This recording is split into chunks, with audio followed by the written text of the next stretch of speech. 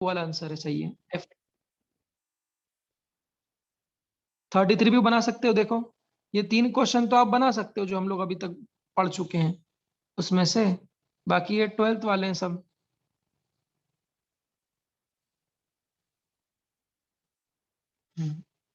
बाकी ये 12th class का है। बट जो पेपर रहता है वो आप देखो लगभग सारे क्वेश्चंस बताए हुए ही रहते हैं। बस प्रॉब्लम ये कि वहां पे बच्चों को याद नहीं आते हैं, वो एग्जाम प्रेशर के कारण याद नहीं आते हैं। सवाल बस ये है, बाकी तो ये सब बताए हुए क्वेश्चन है। अब आप बाकी तो आपको बताएंगे, आगे पढ़ाएंगे जब। पर ये 3 क्वेश्चंस तो देखो मैंने आपको बता दिए जितने अभी तक अपना सिलेबस हुआ है। 3 क्वेश्चन आप बना सकते हो।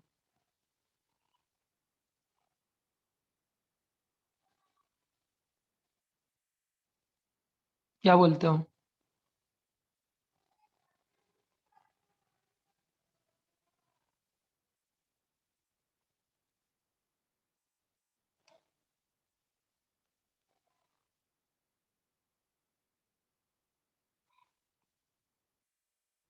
चलिए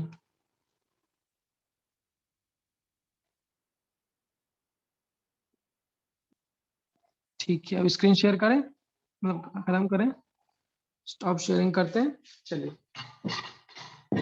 तो देखो कल के पेपर से अपने को क्या सीखना है। कल के पेपर से मैं आप लोगों को क्या बताना चाहता हूँ कि NEET it is all about memory, memory power, कितना आप ध्यान रख सकते हो।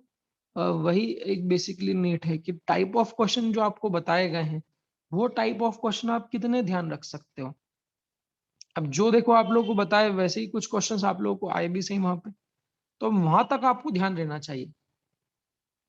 सवाल ये आज बनाने का नहीं है, आज तो आप लोग बना पा रहे हो, बट इसका ये मतलब नहीं आप वहां पर भी बना लो। तो 2 साल बाद तक अपने को ध्यान रखना है, इसके लिए आपको रिवीजन करना होता है। तो हमें बार बार उन्हीं क्वेश्चंस को करना होता है जो क्वेश्चंस आपको कराए गए हैं, जो क्वेश्चंस आप लोग प्रैक्टिस करते हो, ताकि वो आप लोगों के दिमाग में परमानेंटली फ्रीज हो। तो इस बात का बच्चों आप लोग ध्यान रखिएगा, ठीक है। चलिए, अब मेरे को बताइए मैंने कल कहाँ तक पढ़ाया था।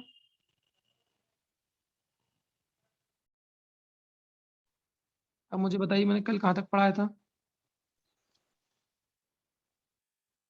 Phase 2 flotation.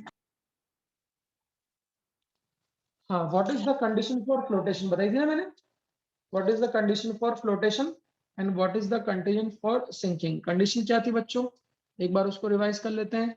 छुट्टी ना मारे बेटा, जो लोग छुट्टी मार रहे हैं उनको दिक्कत आएगी, रोज कहता हूँ और बार बार कहते रहूंगा भाई, जो छुट्टी मारते हैं उनको समझ में नहीं आएगा। जो लोग कल फ्लोटेशन की कंडीशन में नहीं आए थे वो आप लोग आज मत बैठो, आपको कोई मतलब नहीं है, आपको कुछ भी समझ में नहीं आने वाला है। कंडीशन ऑफ फ्लोटेशन क्या बताया था मैंने कि कोई भी बॉडी फ्लोट कब करती है, जब कौन कौन से फोर्सेस बैलेंस हो जाते हैं। F upward and mg. Upthrust and gravitational. सब लोग, जो भी लोग Upthrust मौजूद थे, and जो भी लोग मौजूद थे बेटा एक बार कॉपी जरूर पढ़ लें।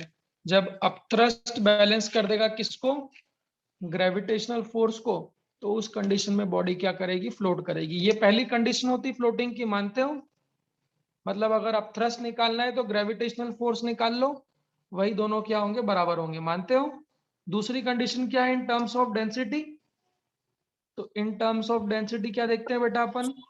Density of liquid is more than density of solid. अरे हाँ, density of liquid greater than the density of solid, ये हमारी अपथ्रस्ट की, सॉरी ये हमारी फ्लोटिंग की कंडीशन होती है, ठीक है। और सिंक होने की कंडीशन क्या होती है, डूबने की। Gravitational force is more than upthrust. दोनों बोलना है, दोनों बोलना है, हाँ बिल्कुल दोनों बोलना है। ग्रेविटेशनल फोर्स भी अपथ्रस्ट से ज्यादा होना चाहिए, और दूसरा सॉलिड की Density of density, solid is more than density of density of solid is greater than density of liquid. ठीक है, ओके।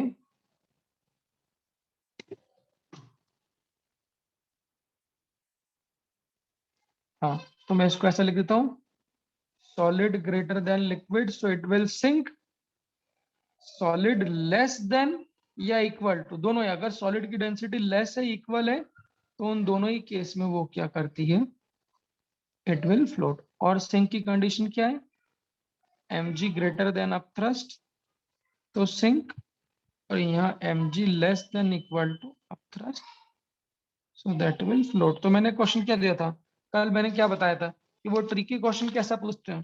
तो ट्रिकी में क्या पूछते हैं बच्चों,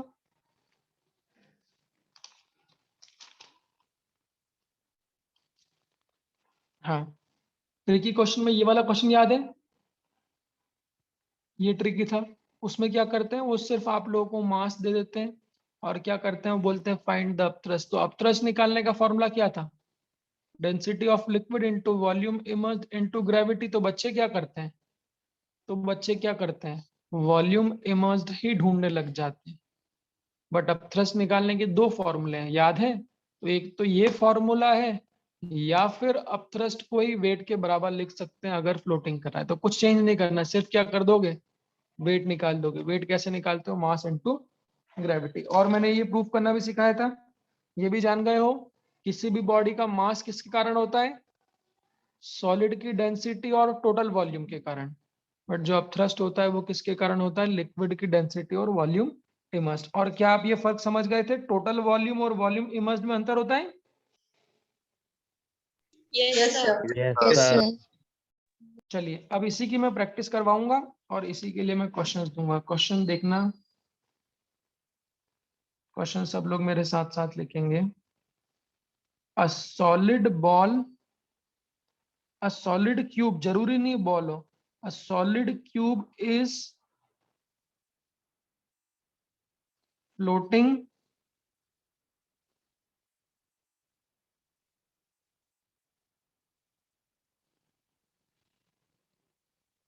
floating in water such that 2/3 of its volume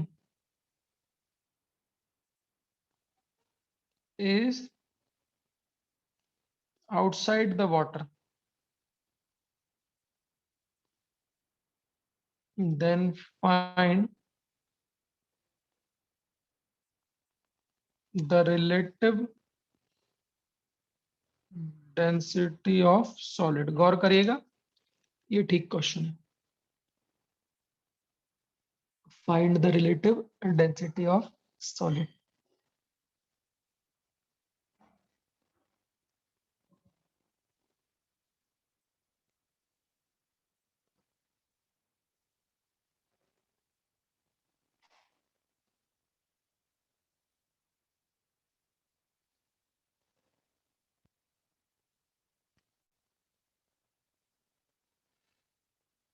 हाँ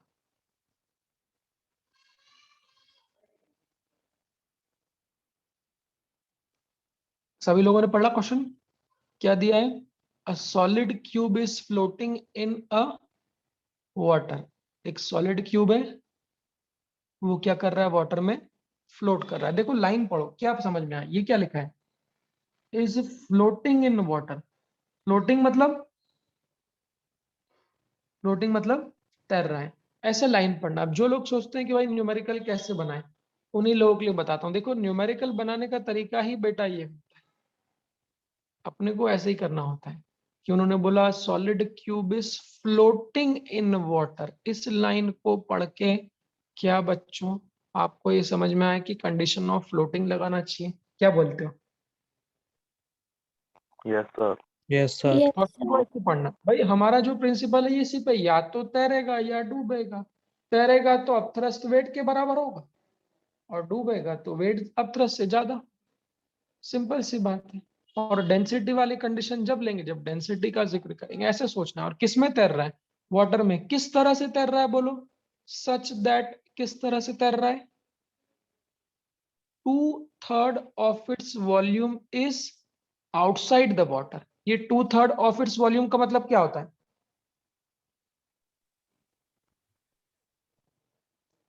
2/3 of its volume is outside the water. इस लाइन का मतलब क्या है, 1/3 immersed है, 1/3 water में.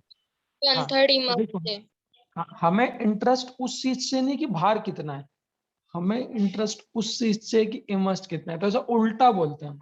तो 2/3 अगर बाहर है बच्चों तो इसका मतलब क्या टोटल वॉल्यूम का 1/3 इमर्स्ड है, मानते हो? तो क्या पूछिए, क्या पूछिए, find the relative density of solid. अब देखो Solid. कैसे सॉल्व करते हैं। जो लोग सोचते हैं भाई न्यूमेरिकल टफ होते हैं, कुछ नहीं, फॉर्मूलों का एप्लीकेशन आना चाहिए। मुझे बताओ रिलेटिव डेंसिटी कैसे निकालते हैं किसी भी चीज की? अगर रिलेटिव डेंसिटी ऑफ सॉलिड पूछी तो होता क्या है, फॉर्मूला बोलो। Density of liquid upon Density density of of solid water. upon density of water. Density of अब liquid खुद upon सोचो, density of जिन लोगों ने फॉर्मूला गलत बोला, आप खुद सोचो, जो अपने को पूछा अगर अपने को उसका फॉर्मूला नहीं पता होगा तो कैसे सॉल्व करेंगे बेटा? तो फॉर्मूला याद करना है अपने को। तो रिलेटिव डेंसिटी ऑफ सॉलिड क्या होता है बेटा? डेंसिटी ऑफ सॉलिड होता है अपॉन डेंसिटी ऑफ वाटर। क्या बोलते हो, होता है कि नहीं होता है? मतलब हमें सॉलिड की डेंसिटी अपॉन वाटर की डेंसिटी का रेशियो बताना है, मानते हो? This is what to find. ऐसा लिखना सीखो तब आएगा समझ में भाई।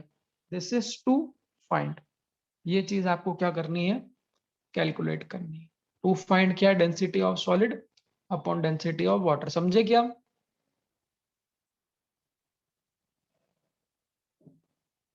Yes, sir. अब Yes, इसके sir. बाद फिर डायग्राम, अब इसके बाद फिर डायग्राम। अब डायग्राम कैसे बनाओगे? तो वाटर बना लूं, क्यों बच्चों, वाटर की सरफेस बना लूं। तो ये देखो मैंने ये वाटर की सरफेस बना ली। इस वाटर की वाटर है मतलब डेंसिटी पता है, केजी पर मीटर क्यूब। अब बताना इस वाटर की सरफेस पे क्यूब को तैरा दो। क्यूब किसी का भी हो सकता है, किस तरह से तैराओगे बच्चों क्यूब को? ये क्यूब है, किस तरह से तैराओगे कि जो अंदर वॉल्यूम है वो कितना है, टोटल का v/3, और जो बाहर वॉल्यूम है वो कितना है, 2v/3। मानते हो? ऐसे फोटो बनाना आना चाहिए। जब फोटो आप बनाते हो तब आप विजुलाइज कर सकते हो। तो ऐसे पानी होता है ना, बाल्टी में किसी में भी पानी भर लो और एक क्यूब को तैरा दो। अच्छा, क्यूब की जगह बच्चों बॉल भी हो सकती थी, तो भी कोई समस्या नहीं। मैंने बॉल इसलिए नहीं ली क्योंकि आप सोचोगे बार बार बॉल लेते हैं सर, तो मैंने यहाँ पर क्या ले लिया, क्यूब ले लिया। तो क्यूब के अंदर आप लोगों का वॉल्यूम 1/3 इमर्स्ड है और 2/3 क्या है, आउटसाइड। बस क्या ये फ्लोट कर रहा है? तो फ्लोटिंग प्रिंसिपल क्या होता है बच्चों? फ्लोटिंग प्रिंसिपल क्या होता है कि जो वेट है वो किसको बैलेंस कर देगा, अपथ्रस्ट को। Upthrust force. देखो जो मैंने कल बताया था वो मैं आप लोगों से पूछूंगा, आप सब लोग ध्यान देना।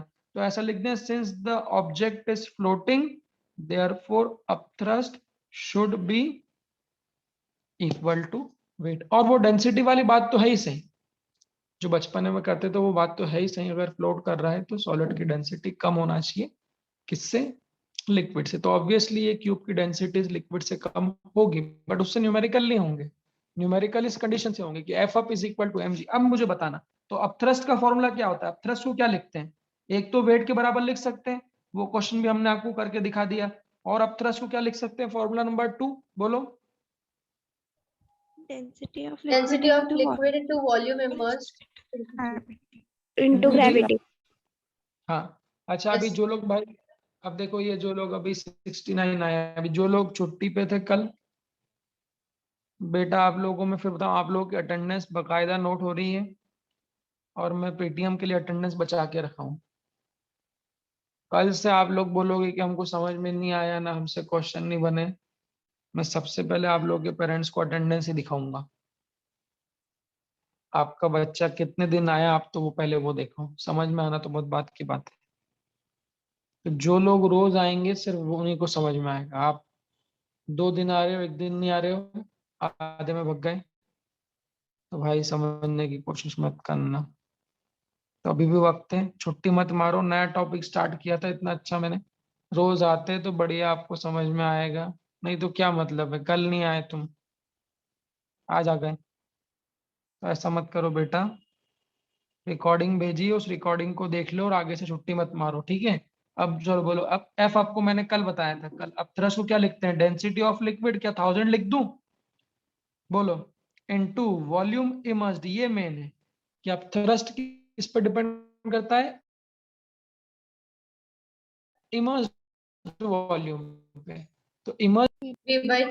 v/3, v क्या है, टोटल वॉल्यूम, और टोटल वॉल्यूम का कितना, 1/3 into G, that is equal to, एक और मेन चीज बताई थी मैंने, मास ऑफ सॉलिड को क्या लिखते हैं, ये मास किसका है? क्यूब सॉलिड का। तो मास ऑफ सॉलिड को क्या लिखते हैं, बोलो? Density of solid. Density of solid and volume. Density of solid लिखते हैं एक तो, इनटू मास में वॉल्यूम, कौन सा वॉल्यूम आता है? Total volume. तो जी अच्छा, इसको क्या मैं 1000 लिखने की बजाय रो डब्ल्यू लिख दूं क्या सिर्फ, तो चलेगा क्या? कोई दिक्कत नहीं, आप 1000 भी लिख सकते हो। रो डब्ल्यू मतलब, रो डब्ल्यू Density of मतलब water. मतलब मैंने अभी Density of न्यूमेरिकल ये अगर सीख गया मतलब काम हो जाएगा भाई, कि अब थ्रस्ट वॉल्यूम इमर्स पे डिपेंड करता है और मास टोटल वॉल्यूम पे डिपेंड करता है। बोलो कुछ कट रहा है क्या? जी। जी से भी कट गया और वी से भी कट गया, क्या बोलते हो बच्चों? तो यहाँ कितना आ जाएगा? यहाँ सिर्फ 3 बचेगा, तो रो डब्ल्यू अपॉन 3 बोलो इज इक्वल टू कितना? क्या बोलते हो? समझ में आ रही बात? देख लो, ये बात समझ में आ रही है? रो डब्ल्यू अपॉन 3, 3 बचा ना ये, दैट इज इक्वल टू यहाँ कितना? Rho S. बस हमें क्या निकालनी है? हमें क्या Relative निकालनी है? density. रो एस अपॉन रो डब्ल्यू की वैल्यू निकालनी है। क्यों बच्चों? ऐसे कहा नहीं जाएगी। डी और रो एक ही है, ये मत बोलो सर अलग अलग क्या बोल रहे हो। डी मतलब डेंसिटी और रो मतलब भी डेंसिटी होती। बोलो तो रो एस अपॉन रो डब्ल्यू की वैल्यू कितनी आएगी बच्चों? यहाँ से रो एस अपॉन रो डब्ल्यू की वैल्यू 1/3. 1/3, बिल्कुल बिल्कुल। तो रो एस अपॉन रो डब्ल्यू दैट इज इक्वल टू 1/3। इसी को क्या लिख देंगे? इसी को क्या लिख देंगे? Relative density. Relative density of density of- cube 1/3। ठीक, रिलेटिव डेंसिटी ऑफ क्यूब, बिल्कुल। इसी में अगर डेंसिटी ऑफ क्यूब पूछूंगा तो बच्चों रिलेटिव डेंसिटी तो मिल गई, अगर डेंसिटी ऑफ सॉलिड या डेंसिटी ऑफ क्यूब मिलूंगा तो वो कितना आ जाएगा? रो डब्ल्यू बाय